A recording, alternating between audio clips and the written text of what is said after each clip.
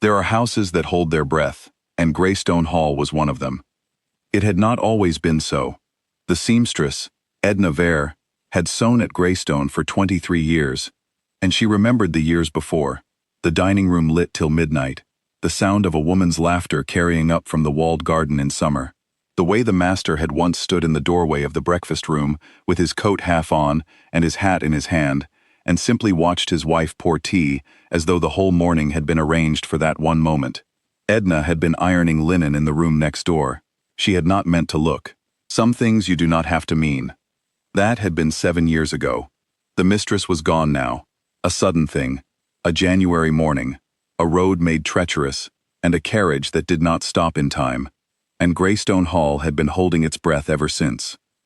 Rowan Callard was not a man who frightened you with raised voices or violent gestures.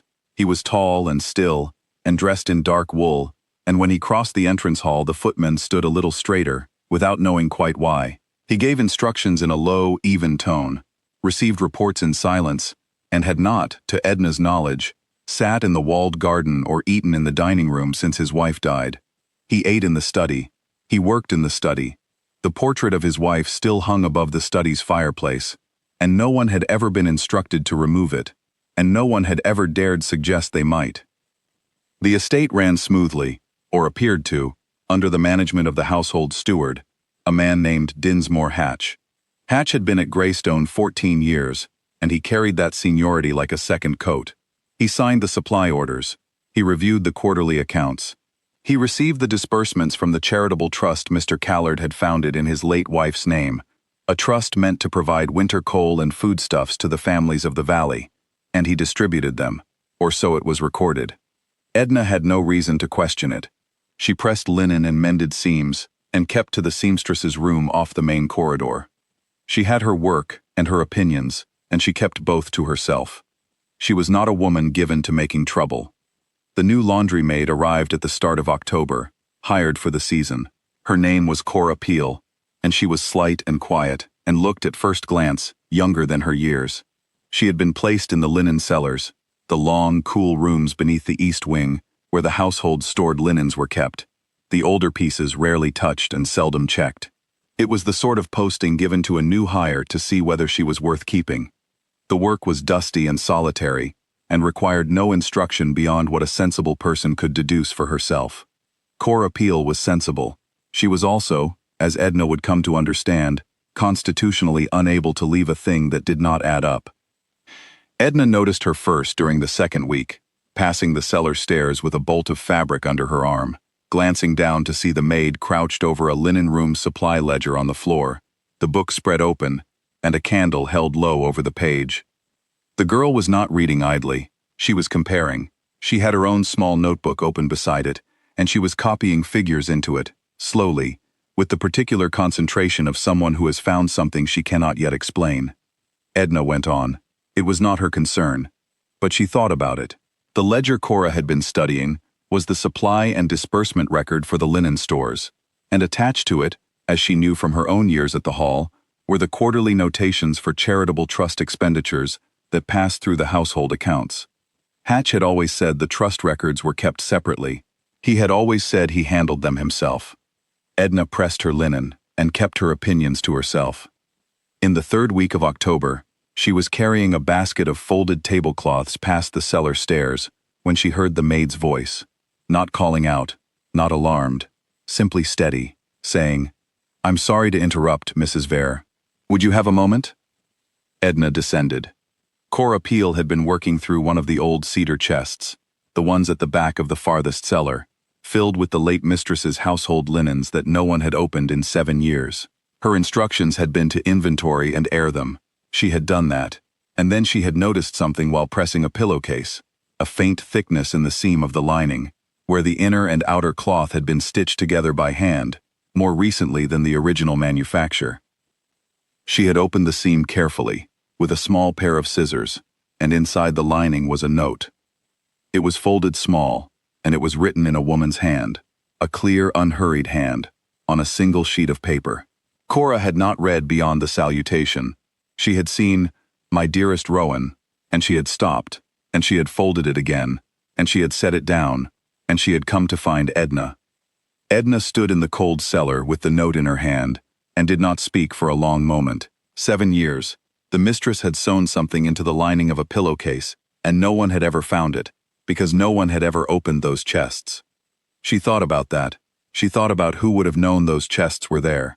She thought about a household steward who had managed 14 years at Greystone, and who had, she now recalled, been the one to seal those rooms after the mistress died. Who had inventoried the contents himself and declared it done. She handed the note back to Cora. "And the ledger?" Edna said. Cora opened her notebook without a word. The figures she had copied ran to 2 pages, supply amounts drawn against the linen account, cross-notated to the charitable trust record, and then a second column beside each one, showing the actual orders she had found in the back of the seller's own files, the original invoices, the numbers that did not match. The quarterly disbursements recorded in Hatch's hand were, in each entry, larger than the invoices they were supposed to reflect. The difference was not enormous. It was not meant to be noticed. Over 14 quarters, 3.5 years, it was not a small sum. "I didn't take this to Mr. Hatch," Cora said. She said it the way a person states a fact they consider self-evident. "No," Edna said, "you would not want to do that." She looked at the girl for a moment. Cora Peel stood with her hands folded, and her expression composed, and her eyes entirely clear. She was not frightened, she was waiting. "I'll take you upstairs," Edna said. It was the first time Edna Vere had knocked on the study door, for a reason other than delivering mended garments in 23 years. She stood with the new laundry maid beside her, and knocked twice and waited, and the voice from inside said to come in the way it always said it, low and even, and with the weight of a man who did not expect to be surprised. He looked up from his papers. He took in Edna, whom he knew. He took in the young woman beside her, whom he did not. His gaze settled on the notebook in the maid's hands, and then on the note, the small folded note, that Edna placed on the edge of his desk without a word. "This was found by the new maid," Edna said, "sewn into the lining of a pillowcase from the late mistress's linen chest. The chest had not been opened since the year your wife died." She watched his face. "The notebook contains a discrepancy she found in the linen room supply ledger, the charitable trust notations against the original invoices. I would ask you to look at both, in that order." She did not say Hatch's name. She did not need to. Rowan Callard looked at the note. He did not open it while they were in the room. He nodded, one small, careful movement, and said that he would read it, and that they should return to their work, and his voice was the same low, even tone it always was, and Edna took Cora by the arm, and led her out and closed the door, and stood in the corridor for a moment, with her hands still flat against the wood, listening to the silence on the other side. She heard nothing, which was, she understood, not nothing at all. The solicitors came 2 days later, and Dinsmore Hatch was gone before the week was out. The family's solicitor went through the trust accounts with the invoices Cora had compiled, and what he found confirmed every figure in her notebook. Hatch was dismissed with no reference, and the matter referred to the proper authorities. The disbursements were restored. The trust would be administered by the solicitors themselves going forward, with quarterly reporting to Mr. Callard's desk. None of this was announced to the household. It did not need to be. The house simply changed in the way a held breath is finally let go, not loudly but completely. Edna was at her pressing iron when she heard the footsteps on the cellar stairs. Not a housemaid's step, not a footman's. A longer stride, a weight that made the old wooden treads sound different. She set the iron down. Through the open door of the seamstress's room, she had a clear view of the bottom of the stairs and the corridor beyond, and she watched Rowan Callard, the most feared man in the county, the man whose silence had kept this hall sealed for 7 years, walk the length of the flagstone corridor and turn through the door of the linen cellar. She did not follow. She was not meant to.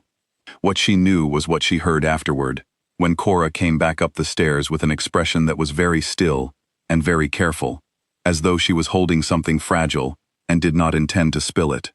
The girl sat down on the bench inside the seamstress's room without being invited, and was quiet for a long moment.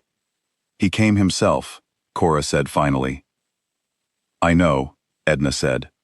"He told me the position is mine. Not seasonal. As long as I want it," he said. Edna picked up her iron again. "And what did you say?" "I said thank you," Cora said. "And he said—" She stopped. She looked at the flagstone floor. "He said that the note had been written the morning before the accident. He said she had been going to leave it on his pillow that evening." She paused again. "He said he hadn't known it existed." Edna pressed the collar she was working on and did not speak. "There are things you do not answer, because they do not require an answer. They require only that someone else be present, while the weight of them settles." She had sewn at Greystone Hall for 23 years.